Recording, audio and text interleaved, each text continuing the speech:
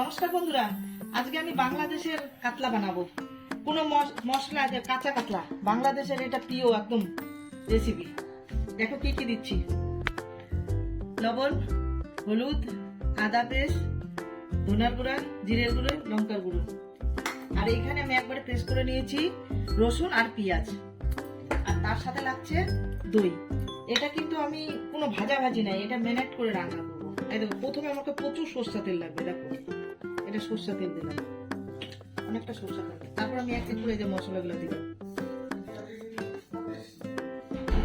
তারপরে এই যে দইটা দিয়ে দিলাম।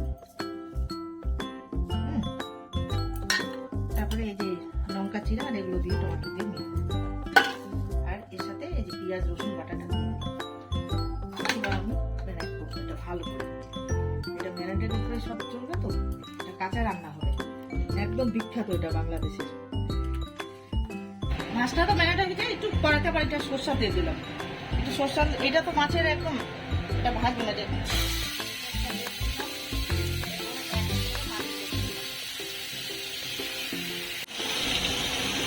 এই যে সব মশলাগুলো দিয়ে দিলাম। এটা ভাপানোর হবে তো, এটা বাংলাদেশের রেসিপি, একদম মাছের, একদম কাঁচা মাছের সব মশলা দিয়ে। এটা কোনো ভাজা ভুজি নাই। এই তো হয়ে গেল, এটা সব মাছ দিয়ে দিলাম, তেলটা গরম। এবার ঢেকে দেবো।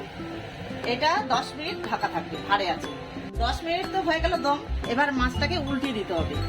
দেখো বন্ধুরা, কিভাবে মাছটাকে আস্তে আস্তে করে, মাছটাকে ভাঙে না যায়, আস্তে আস্তে করে উল্টে দিতে হবে এক এক করে। গন্ধ আসছে মাছের, মাছ খাই না তাও মাছের একটা মেল আসছে কিনা মাছের, সেই মেল আসছে। এক এক করে উল্টে দিলাম তো সবগুলো। তাহলে নুনটা ঢুকবে এর মধ্যে। না নুন ঢুকলে তো কি হবে, মাঝে মাঝে একটু পর পর 10 মিনিট পর পর উল্টে দিতে হচ্ছে। কি একটা মেল আসছে, দারুণ। আমি তো মাছ খাই না, দারুণ মেল আসছে। এবার একটু ধনে পাতা কুচি দিয়ে দেবো। হয়ে গেছে, এবার নামিয়ে দেবো। এই যে ধনিয়া পাতা কুচি দিয়েছে। এবার দেখো মাছের কালারটা দেখো, দেখো সেই মাছের কালার। এবার আমি গ্যাসটা অফ করে দেবো। কালার কি এসছে দেখো, খুব খুশবু। আমি মাছ খাই না, আমি মাছের খুশবুতেই একদম সেই একদম। কালারও সুন্দর হয়েছে, সব একদম সিদ্ধ।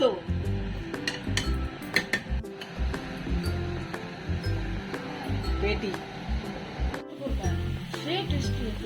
ঠিক আছে, আবার এইভাবেই রান্না করবো আমি তাহলে। হ্যাঁ, এখন থেকে ঠিক আছে, ঠিক আছে, ঠিক আছে।